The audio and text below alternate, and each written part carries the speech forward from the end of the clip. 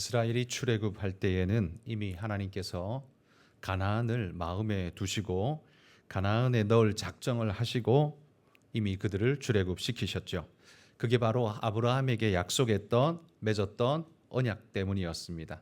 창세기 17장에 보면 하나님이 아브라함과 언약 맺으면서 400년을 종살이한 이후에 내가 이곳으로 부른다라는 약속을 하나님께서 주셨죠. 그 약속대로 하나님은 출애굽 후에 가나안 땅을 그에게 선물로 주셨습니다.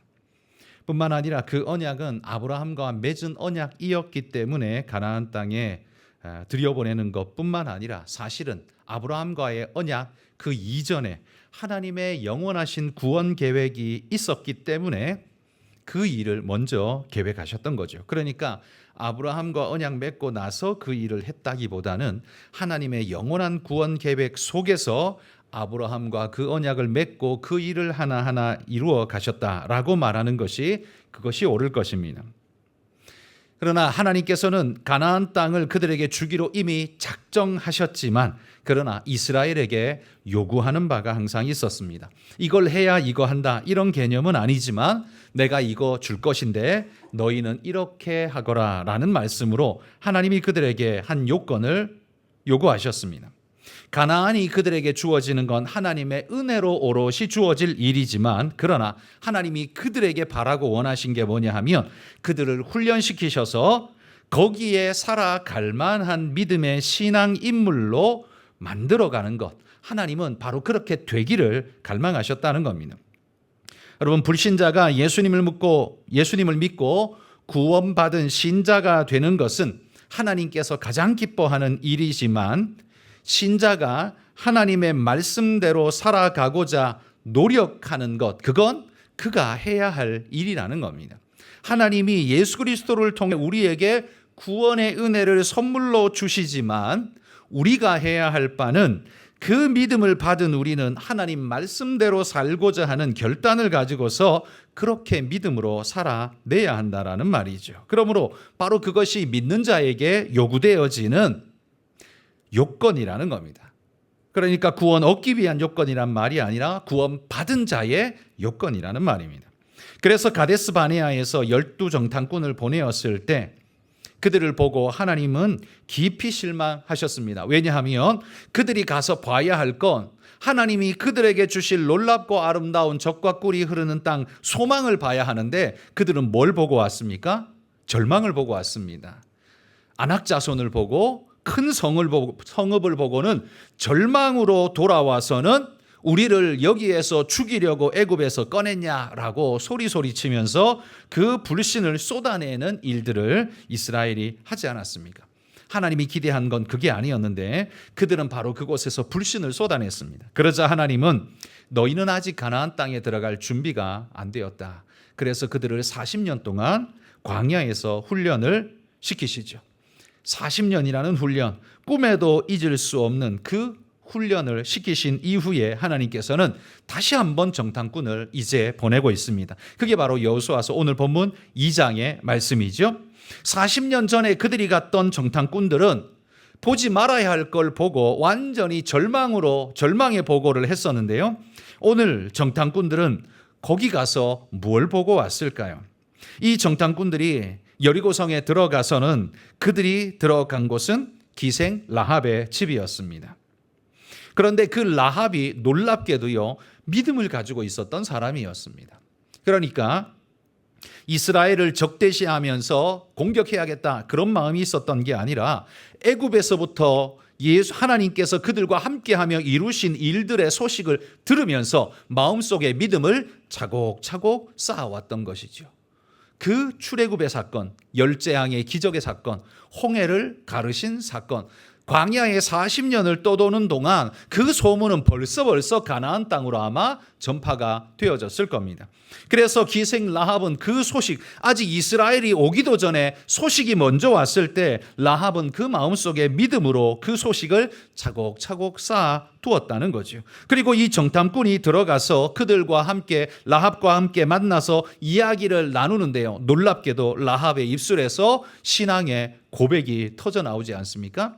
너희 하나님은 상천하지의 하나님이라 이 땅 위에 그리고 온 땅을 지배하시는 그 하나님인 줄 나는 안다. 그러니 우리가 너희를 대적하는 것 그건 불가한 일이고 합당치도 않은 일이다. 나는 그 하나님을 인정하고 믿는다. 이 믿음의 고백을 라합이 하지 않습니까?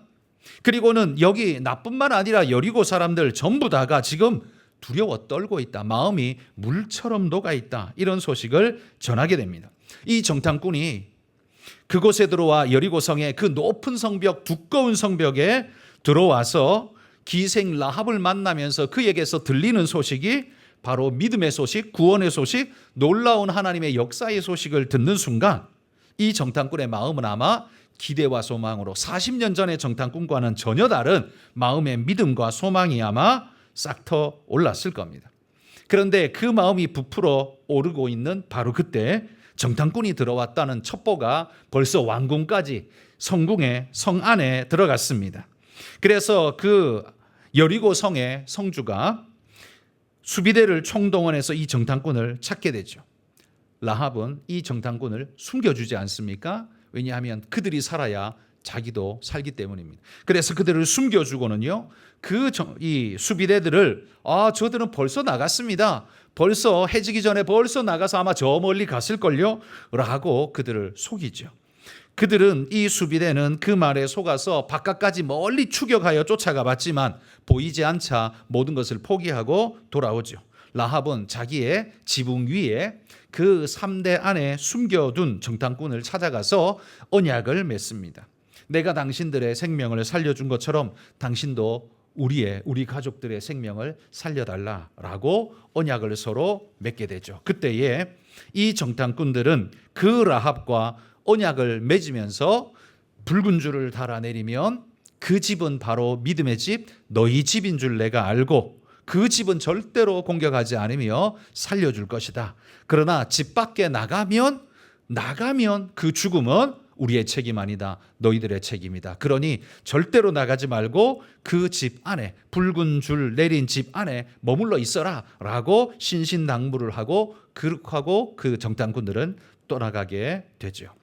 여러분, 이 상황, 이 여리고 성과 그 성에 찾아온 정탐꾼과 그 성 안에 있었던 라합, 이 세 부류의 존재들은 서로 간에 참 많은 의미를 우리에게 전달해 주고 있습니다. 여리고성, 여러분, 이 여리고성은 어떤 성입니까? 이미 하나님께서 진멸하시기로, 무너뜨리시기로 작정한 성입니다. 여러분, 장망성이라는 말을 들어보셨죠? 멸망의 도성이라는 말인데 곧 망할 성이라는 말입니다. 장망성. 하나님께서 이미 멸망시키고자 작정하신 성, 그게 바로 장망성입니다. 여리고성이 바로 그런 성이었습니다. 그러했기에 그곳에 있는 모든 존재는 이미 죽음이 보장된 존재예요. 생명이 아니라 죽음이 보장된 존재예요. 거기 있으면 그냥 다 죽을 수밖에 없는 존재입니다. 그러니까 여리고성 자체가 이미 멸망의 길로 치닫고 있는, 빠져나갈 수 없는 그 죽음의 나락과도 같은 것이죠. 그런데 그 속에, 죽음 속에 한 영혼이 있습니다. 라합. 이 한 영혼 라합은 하나님의 말씀을 직접 들은 것도 아니고 전해서 들었는데도 그 말씀에 마음의 믿음이 싹 텄습니다.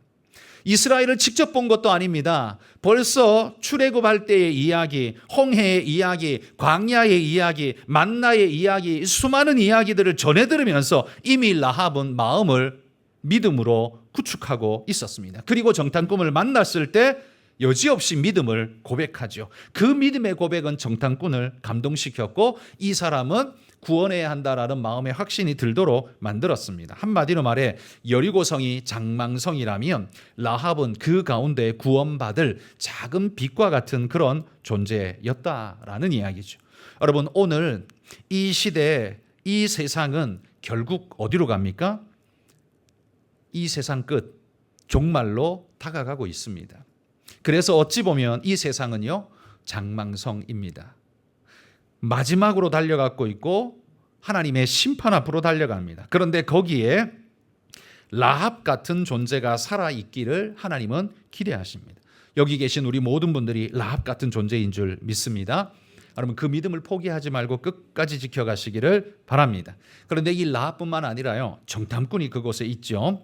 멸망받을 땅을 정탐하기 위해서 왔습니다.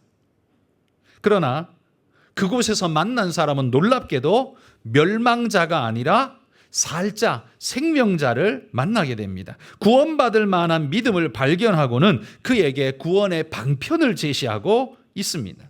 어찌 보면 여러분, 이 정탐꾼은 멸망의 그림자가 짙게 드리워진 그 여리고 성에 한 줄기 빛, 구원의 빛을 가지고 들어간 천사처럼, 그 천사처럼 지금 역사하고 있는 거죠. 라합이 만약에 이 정탐꾼을 만나지 않았다면 구원이 있었을까요? 구원이 없었을 겁니다. 그런데 이 정탐꾼이 그 구원의 빛, 생명의 빛을 가지고 들어가서 이 라합을 딱 만났어요. 놀랍게도 그 여리고성에 수만 명이 살았을 텐데 하나님께서는요, 그 정탐꾼이 딱 라합의 집에, 그걸 딱 그 집에 들어가게 해서 그 소식을 듣도록, 고백을 듣도록 만드시지 않습니까? 이건요, 우연이 아니라 하나님의 필연이라고 생각합니다. 그러니까 여기 정탐꾼은 어찌 보면요, 정탐꾼은 정탐하기 위해 갔죠. 정탐의 목적은 그 지역 일대를 샅샅이 살펴서 이 땅을 어떻게 정복할지에 대한 정보를 캐내는 존재가 정탐꾼 아닙니까? 그러니까 한마디로 말해 그 성의 멸망을 가지고 올 자가 정탐꾼입니다. 그런데 놀랍게도 이 정탐꾼들은 어떤 존재냐면 멸망을 가지고 오는 게 아니라 지금 구원의 빛을 가지고 온 그런 존재였었다라는 이야기죠.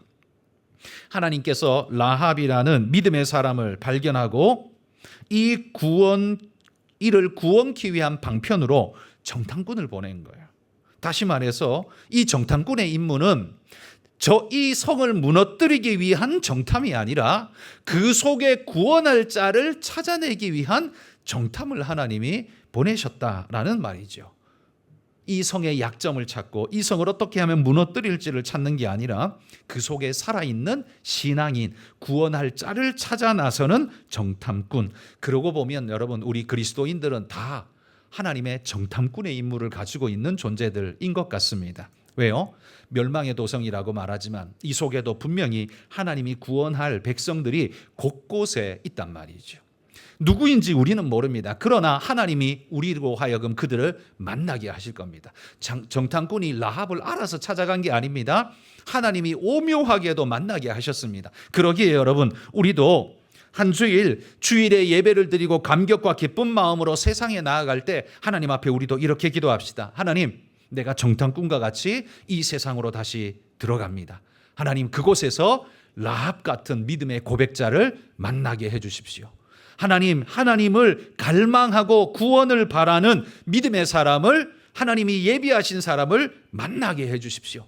여러분, 그런 기도하고 나갔는데 여러분이 월요일 날 시장에 갔는데 거기서 우연찮게 누군가를 만나고 메시지를 툭 전했는데 그 사람이 준비된 사람과 같이 말씀을 받고 아멘 하면서 예수 믿기를 각오하고 결단하고 한다면 여러분 얼마나 마음이 기쁠 것 같아요. 엄청 기쁘지 않겠습니까? 여러분, 이 정탐꾼의 사명이 우리의 사명이라는 거 기억하고 장망성, 멸망의 도성이라고 해서 이 땅을 외면하고 돌이키는 게 아니라 우리는 이 땅 구석구석을 찾아다니며 하나님의 구원할 자를 찾아다니는 것, 그게 우리의 역할이라는 걸 믿고 여러분 그렇게 이 땅에서의 구원의 사명 이루어가는 믿음의 일꾼 되시기를 축복합니다. 여러분, 이들이 찾아 들어간 여리고의 상황은 어떠했습니까? 여리고의 상황은요, 이미 하나님께서 사망을 선고한 죄인들의 동네였습니다. 심판의 도구인 이스라엘에게 말씀하시기를 뭐라고 말했냐면 그 땅 족속들을 그 땅에서 몰아내라, 통혼하지 말고 언약도 하지 마라 라고 하나님이 말씀하셨습니다. 아주 매서운 말씀을 하셨죠. 그들과 통혼한다는 건 뭐예요? 그들과 가족이 되고 동류가 된다는 것이고 그들의 것을 내가 받아들인다는 것이고 자연스럽게 그 우상마저도 자연스럽게 흡수할 수밖에 없을 겁니다. 그래서 하나님이 그걸 못하게 하신 겁니다. 여리고의 이런 상황은요, 한마디로 말해 심판을 기다리는 오늘 이 세상의 상황과도 흡사하다라고 말할 것입니다. 로마서 3장 23절에 이렇게 말합니다.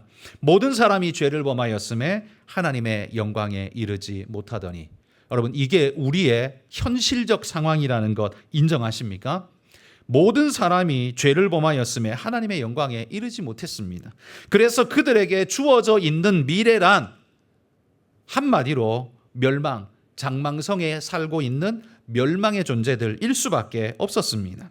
세상의 모든 사람들은요, 하나님께 범죄하여서 자기 좋을 대로 지금 살아가고 있지 않습니까?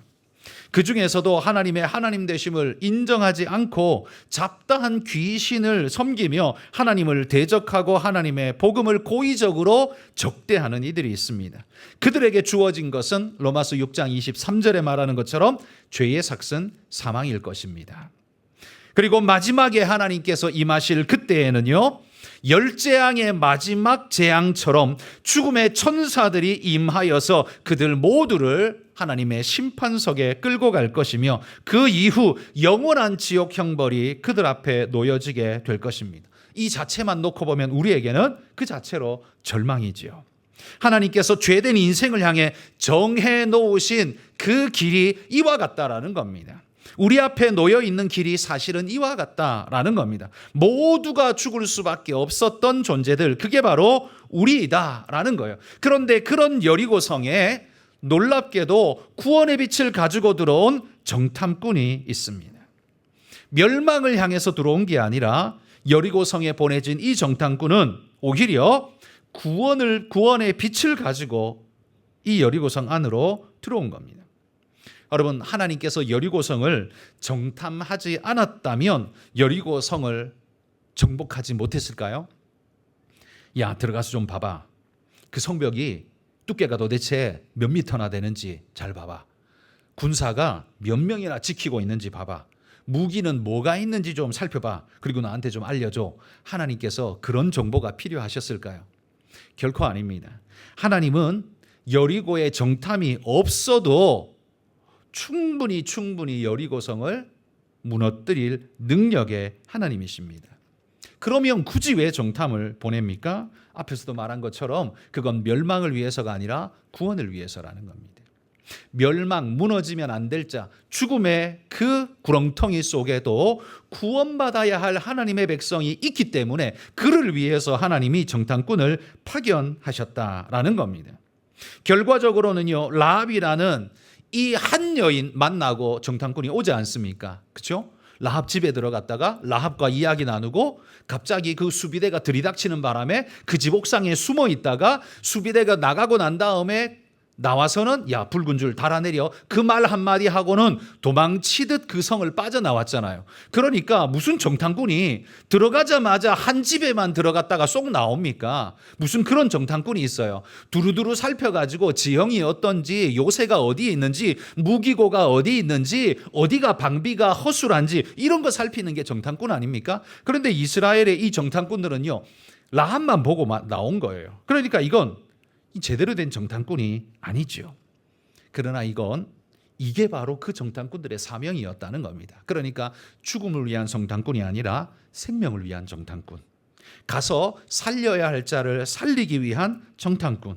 그런 의미에서 보면 이 정탐꾼은요, 마치 이 이스라엘 백성 혹은 우리들의 세상 속에 들어온 선지자와 같은 역할을 하는 것 같습니다. 하나님 말씀을 선포하는 선지자.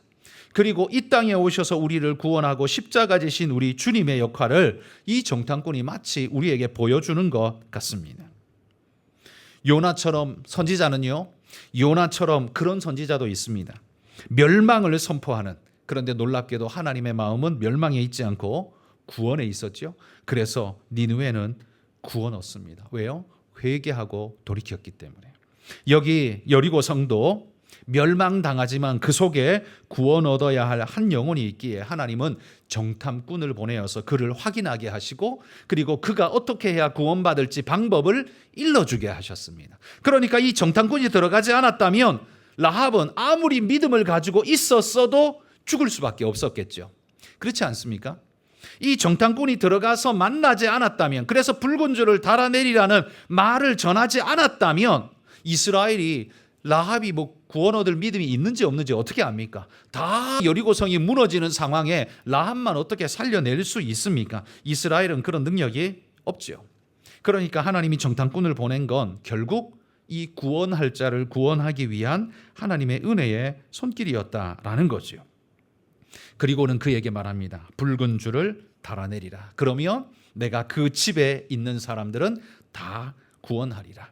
그러나 만약에 붉은 줄을 달아내리고도 그가 집 밖에 나가서 길거리를 배회하고 돌아다니다가 우리를 만나면 그는 반드시 죽을 것이다. 구원은 오직 어디 안에만 있어요? 붉은 줄 안에만 있다라는 사실을 거듭거듭 그들에게 강조한 거죠. 그리고는 그들이 떠나고 난 다음에 라합은요, 창밖으로 붉은 줄을 턱하니 달아내렸습니다. 그 붉은 줄이 뭡니까?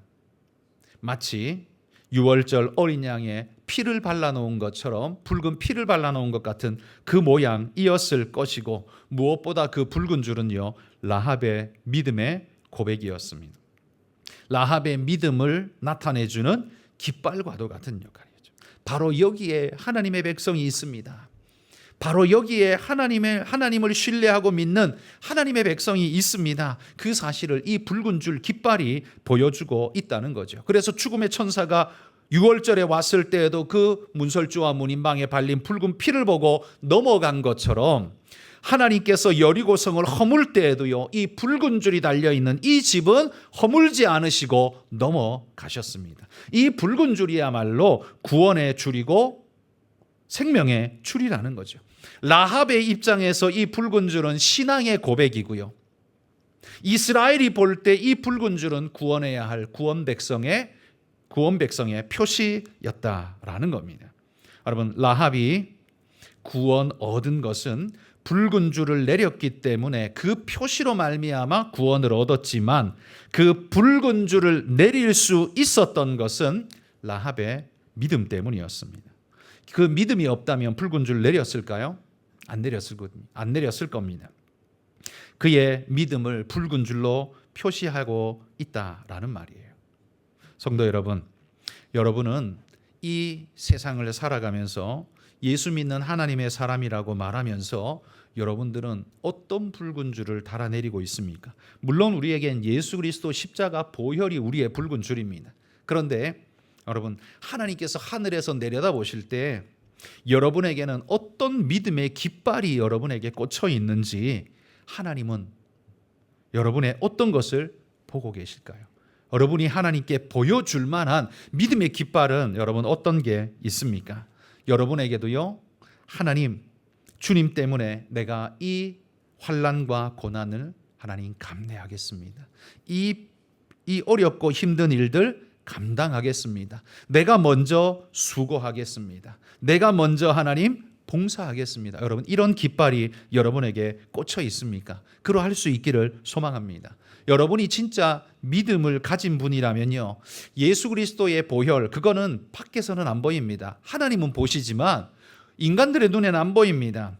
여러분의 신앙을 마치 깃발처럼 흔들고 계신 것, 그래서 남들이 볼 수 있을 만한 것, 그건 뭐가 있습니까? 여러분, 그런 게 있기를 소망합니다. 그게 있어야 구원 얻는다는 말을 하는 건 아닙니다. 그러나 여러분이 그런 게 있을 때 여러분의 옆에 사람이 여러분의 모습을 보고 도전을 받을 겁니다. 그래, 저거지. 믿음의 사람은 저런 모습이어야지. 나도 저래야겠다. 여러분, 이런 믿음의 도전이 필요하지 않을까요? 여러분, 인생에 이런 깃발이 여러분의 삶의 모든 곳곳에 꽂힐 수 있기를 소망합니다. 가정에도 깃발이 꽂히고, 여러분의 직장에도 깃발이 꽂히고, 여러분이 살아가는 모든 곳에 이 믿음의 깃발이 꽂혀서 여러분이 가는 모든 곳에 이 아름다운 믿음의 고백이 깃발과 같이 펄럭일 수 있는 그런 믿음의 일꾼들이 되기를 주의 이름으로 축복합니다. 여러분, 정탐꾼들이 들어가서요, 붉은 줄 이거 내리면 구원 얻는다 라고 구원의 방편을 알려준 이 정탐꾼이야말로 이 장망성과 같은 세상 속에 하나님께서 이 땅에 인간으로 오셔서 우리에게 십자가 돼서 나를 믿는 자는 죽지 않고 살 거라고 약속해 주신 그 주님의 그 모습과 흡사하지 않습니까? 여러분, 예수 그리스도의 역사, 이 땅에 오셔서 우리에게 이루어 주신 그 놀라운 은혜의 역사는 이 정탐꾼이 많이 닮아 있는 것 같습니다. 물론 이 정탐꾼은, 이 여호수아에 나오는 정탐꾼은 구속자는 아닙니다. 전달자에 지나지 않습니다. 그러나 라합이 구원 얻는 방편에 있어서 십자가 구속과 너무나 흡사한 모습을 우리에게 보여준다는 측면에서 예수님을 예표하고 있는 그런 일꾼 아닌가, 이런 생각을 하게 한다는 겁니다. 여러분, 그 주님이 우리에게 오셔서 알려주신 이 십자가 보혈, 여러분 이 구속의 피를 여러분 결단코 잃지 않고 놓지 않고 붙잡고 가는 믿음의 일꾼들이 되시기를 축복합니다. 뿐만 아니라 오늘 18절 19절 말씀 한번 보십시오. 우리 같이 한번 읽어볼까요? 18절 19절입니다. 우리가 이 땅에 들어올 때에 우리를 달아내린 창문에 이 붉은 줄을 메고 내 부모와 형제와 내 아버지의 가족을 다 내 집에 모으라. 누구든지 내 집 문을 나가서 거리로 가면 그의 피가 그의 머리로 돌아갈 것이요 우리는 허물이 없으리라. 그러나 누구든지 너와 함께 집에 있는 자에게 손을 대면 그의 피는 우리의 머리로 돌아오려니와. 자, 여기 18절 19절을요 한마디로 한 문장으로 줄인다면 붉은 줄 외에는 구원이 없다라고 말할 수 있을 겁니다. 그래서 우리 주님도 이렇게 말씀하셨습니다.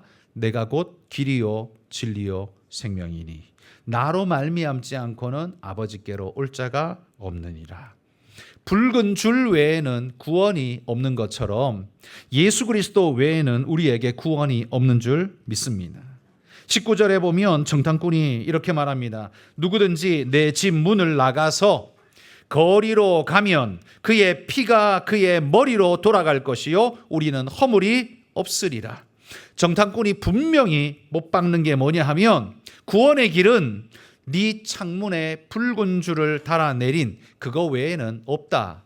그거 외에는 구원의 방법이 없다라는 것 하나와 또 하나 무엇을 찾아서 다른 거, 야 다른 거 뭐 구원 뭐 착한 일 하면 구원 받는 거 아니야?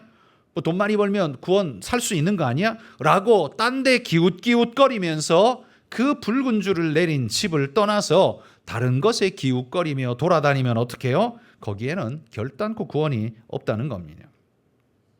여러분, 여리고성의 구원은 오직 딱 한 가지 방법밖에 없었습니다. 붉은 줄. 여리고성 안에서 구원의 유일한 구원받은 자는 붉은 줄을 달아내린 자였습니다. 여러분, 이 세상에서도요 구원의 유일한 길은 예수 그리스도의 십자가 대속, 그 대속의 피를 덧입은 존재만이 바로 구원의 은혜를 덧입는 줄 믿습니다. 예수님도 믿고 이것도 하고 저것도 하고 기웃기웃대면서 길거리를 돌아다니면 어떻게 된다고요? 죽는다고 그랬습니다. 예수님 외에 다른 어떤 것에는 구원의 길이 없다라고 분명히 선언했습니다. 그러므로 여러분, 다른 것을 방황하며 배회하지 말기를 바랍니다. 오직 우리 주님만이 우리의 구원의 길이요 진리요 생명이라는 걸 믿고 그 길 따라가는 믿음의 일꾼들이 되시기를 축복합니다. 오늘 이 여리고성을 보면서 우리는 몇 가지를 살폈습니다. 여리고성, 이건 오늘 우리가 죽을 죄인이라는 걸 상징해 주는 바로 그 징표입니다. 라합, 죽음의 도성 안에도 하나님께서 구원하실 하나님의 백성이 있다는 사실을 우리에게 보여주고 우리에게 전도와 선교를 촉구하고 있는 말씀이라고 볼 수 있습니다. 너는 정탐꾼이 되어서 이 땅 가운데 곳곳에 들어가 하나님의 구원하실 라합 같은 존재를 찾아내거라. 너의 정탐꾼의 목적은 딴 데 군사적인 데 있는 게 아니라 살릴 자를, 구원할 자를 찾는 것, 만나는 것, 거기 있느니라. 하나님이 우리를 그렇게 보내셨다는 것 기억하시기를 바랍니다. 그리고 마지막으로 붉은 줄 외에는 구원의 길이 없다는 사실을 여러분 기억하시기를 바랍니다. 그거 외에 기웃대고 돌아다니면 죽는다 했습니다. 여러분, 오늘 이 말씀을 오늘 예수 그리스도의 말씀에 빗대어서 우리가 오늘 함께 살폈습니다. 라합 같은 진실한 신앙인이 되시기를 바라고요. 세상 환경이 전부 다 큰 길로 간다 할지라도, 넓은 길로 간다 할지라도 나는 생명의 길, 좁은 길을 가기로 결단하며 믿음으로 하나님께 헌신하는 그런 분들이 되시기를 바랍니다. 그리고 주님이 알려주신 생명의 길에서 조금 더 벗어나지 않겠다라고 결단하면서 믿음 안에 있기를 소망합니다. 여러분, 그렇게 결단하며 나아가는 주의 백성 되시기를 주의 이름으로 축복합니다.